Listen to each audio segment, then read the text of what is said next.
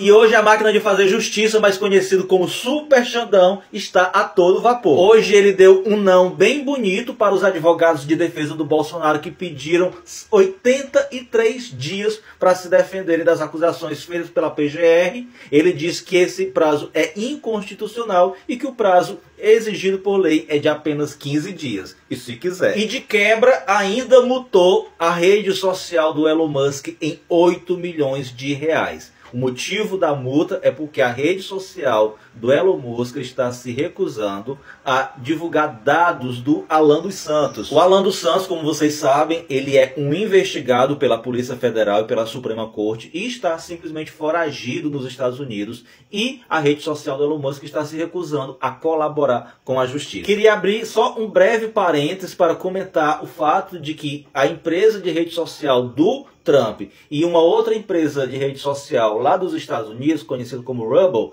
estão processando o Alexandre de Moraes.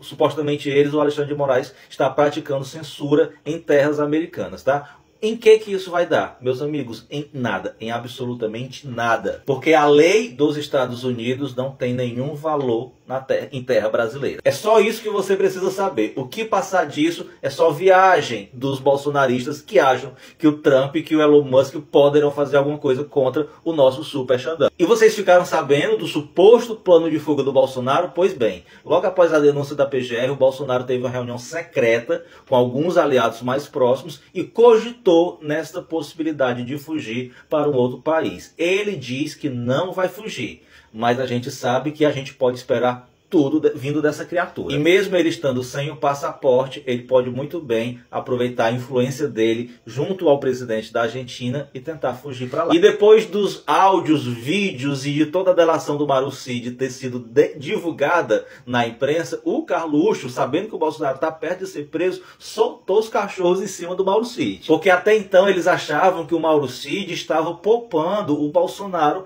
nessas delações premiadas. Por isso que eles não estavam criticando o Mauro Cid. Aí olha o que ele falou. Cada segundo fica mais claro que o coronel das Forças Especiais, com curso de bolinhas de gude e de peteca, conhecido como Mauro Cid, não é apenas um pobre coitado que sofria ameaças para delatar. Em suas colocações assinadas, expõe falsas acusações sem provar nada a todo momento. E os bolsonaristas estão insistindo que não tem prova. Meu amigo Alexandre de Moraes não é Sérgio Moro, entendam isso. E o jornal The Guardian do Reino Unido, que diz que no Brasil golpistas vão para a cadeia e que nos Estados Unidos golpistas vão para a Casa Branca. E para concluir, a Bia Kiss, que foi juíza formada em Direito, usou a inteligência artificial para poder ler toda a denúncia contra o Bolsonaro e tentar encontrar algum buraco legal, algum vício em toda essa denúncia. E obviamente não encontrou. E o presidente Lula, que disse que o Bolsonaro inventou uma diarreia para fugir do Brasil. Quando o ex-presidente fica pedindo anistia, ele está provando que ele é culpado. Ele está provando que ele cometeu crime. Ele deveria estar falando, eu vou provar a minha inocência. Como ele é mentiroso, um mentiroso custo mais, porque ele mentia 11 vezes por dia quando era presidente, e isso vocês diziam todo santo dia, e provava a mentira dele aqui, sabe, na porta do Palácio da Alvorada, no cercadinho que ele fez para mentir. Esse cidadão deveria estar dizendo, eu estou inocente, eu vou provar minha inocência, eu não estou... Não, mas ele está pedindo anistia. Ou seja, ele está dizendo, gente, eu sou culpado. Eu tentei bolar um plano para matar o Lula, tentei bolar um plano para matar o Alckmin, tentei bolar um plano para matar o Alexandre de Moraes, sabe? Não deu certo porque eu tive, sabe, uma diarreia no dia, fiquei com medo, sabe? Tive que voar para os Estados Unidos antecipadamente para não ficar com vergonha da posse para o meu adversário. Então, por favor, sabe? Me perdoe antes de eu ser condenado. Você vai conhecer que nesse país a lei verdadeiramente é para todos. E se você cometeu o crime que está sendo acusado, você será preso. É isso que ele tem que ouvir todo dia. E é isso que ele tem que falar, ao contrário, se defender. Só queria que o Bolsonaro tivesse pelo menos 1% da coragem que o Lula teve e ainda tem. Porque na época do Lula, que ele foi preso sem provas, por não ter cometido nenhum crime algum, ofereceram para ele asilo em embaixada e ele se recusou. Assim como depois de preso, ofereceram para ele a liberdade com o uso de uma tornozeleira eletrônica. E ele também se recusou, porque quem é inocente não tem que andar pedindo anistia, não. Quem é inocente tem que andar por aí provando a sua inocência, coisa que o Bolsonaro não faz, porque não é inocente.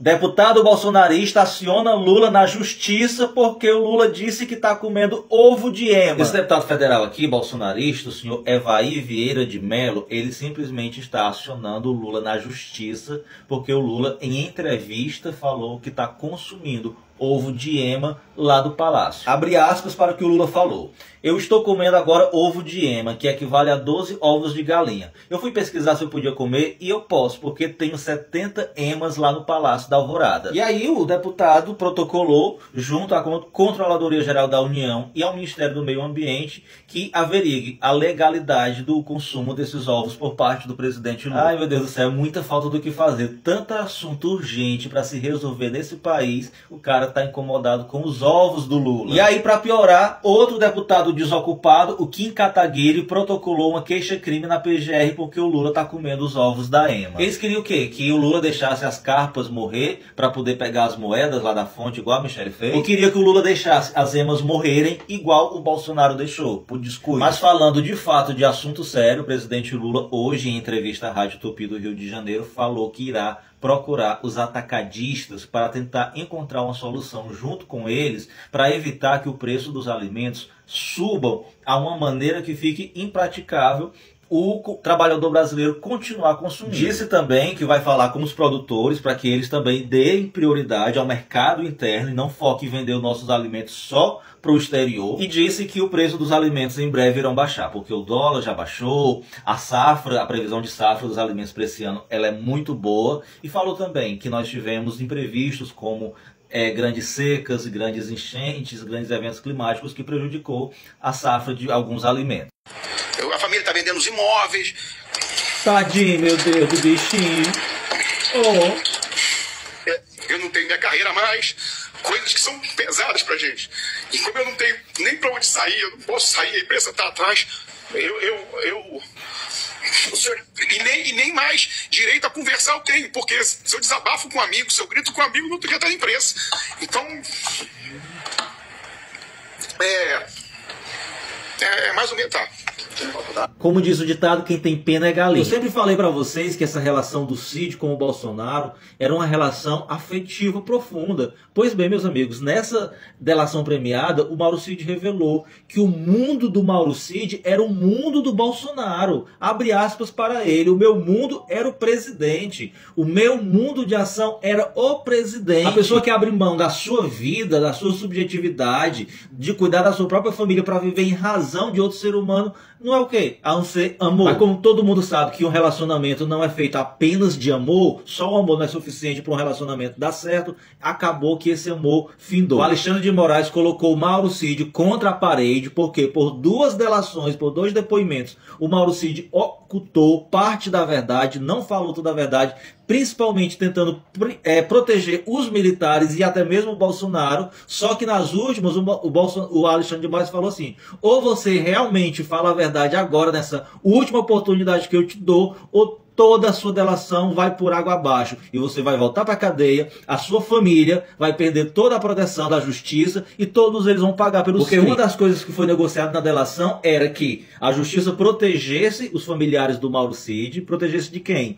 Obviamente do Bolsonaro, que todo mundo sabe que é um miliciano, capaz de muita coisa. Ele havia negociado também, em troca da delação premiada, a devolução dos bens materiais dele, perdão do crime dele, para cumprir uma pena menor do que os outros. Disse o Mauro Cid chorando que perdeu tudo, só quem se deu bem foi o Bolsonaro, que recebeu inúmeras doações, ficou milionário. E como ele morria de ciúmes da Michelle Bolsonaro, que era concorrente dele, ele não poupou também a Michelle Bolsonaro e disse que ela fazia parte daquele núcleo duro que porque queria forçar o Bolsonaro a dar Depois que abriram o sigilo dessa delação premiada e que a gente acompanhou as imagens, tudo veio à tona. Só para você ter ideia, o Bolsonaro conseguiu lucrar quase R$500 milhão com a venda da joia. E ele disse que era para pagar uma indenização a Maria do Rosário e pagar as multas por andar sem capacete. Cid falou também que foi o Bolsonaro que mandou monitorar o Alexandre de Moraes. Falou também que tinha um juiz dentro da Justiça Eleitoral que passava para os militares todas as coordenadas do Alexandre de Moraes. Disse também que o Bolsonaro pagava aquelas motociatas com o cartão corporativo e o Bolsonaro era um dos responsáveis por propagar entre os seus aliados mais próximos as notícias enganosas. Teve um senador bolsonarista lá do Sul que pediu o Bolsonaro para mandar o exército roubar uma das urnas. Gente, foi muita coisa errada. Muita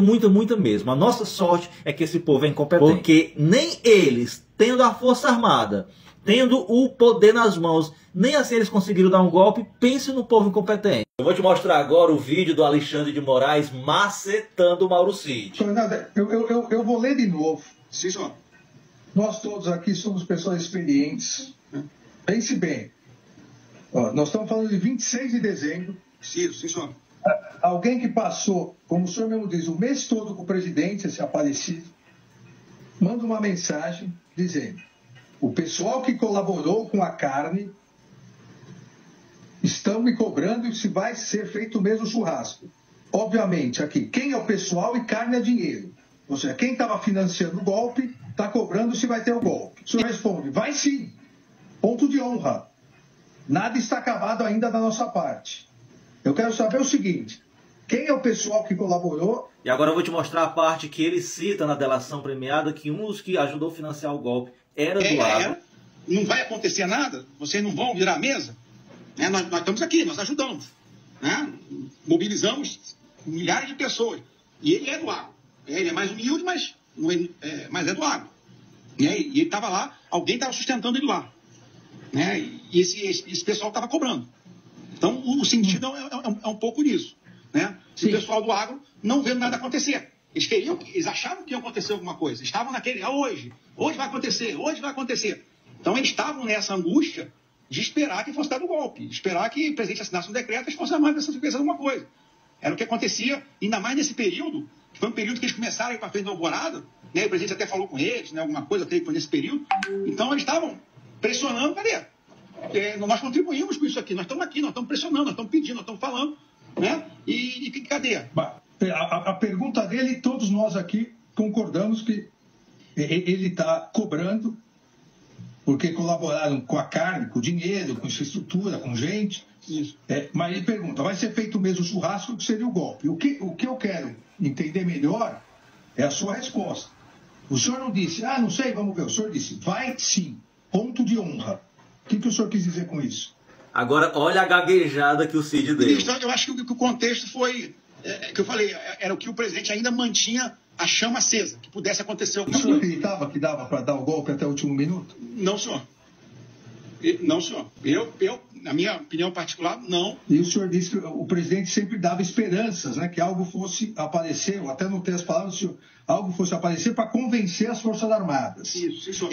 Esse foi um dos motivos que o presidente não desmobilizou o povo na rua. E agora o Alexandre de Moraes questiona o Cid sobre aquele vídeo que foi divulgado nas redes sociais, no qual o Braga Neto, então vice do Bolsonaro, dava uma mensagem de esperança para os bolsonaristas de que sim, haveria a possibilidade de um golpe. O senhor se recorda, isso foi amplamente divulgado na mídia e voltou agora, de um vídeo gravado, o general Braga Neto com manifestantes, e ele dizendo: não desistam, ainda vai ter surpresa, eu não posso falar, mas... O senhor se recorda disso? Isso eu recordo. Deve ter ligação com esse planejamento que estavam fazendo, deve ter ligação com as reuniões com o comandante do Exército, né, as pressões que o comandante do Exército estavam sendo feitas sobre ele, né, principalmente sobre ele, e que ele esperava que alguma coisa fosse acontecer. Eu acho que era todo esse pacote de contexto que estava acontecendo nesses 2 meses do final de 22. Ele achava que poderia ter uma operação, alguma coisa, que o Exército poderia querer aderir, tinha um povo na rua, e sempre com a ideia de manter o povo mobilizado, manter a massa na mão ali até o último momento. Não nos esqueçamos que esse depoimento da delação premiada que foi divulgada hoje foi o ultimato que o Alexandre de Moraes deu no Mauro Cid, que ou ele falava a verdade por completo e parava de poupar militares ou até mesmo o Bolsonaro, ou ele ia voltar para a cadeia e a delação iria ser extinta. A imprensa brasileira chegou ao fundo do poço ao ponto dela mesma se autopremiar por uma reportagem que foi um verdadeiro fracasso. A Folha de São Paulo premiou a si mesma com o prêmio Folha de Reportagem Exclusiva.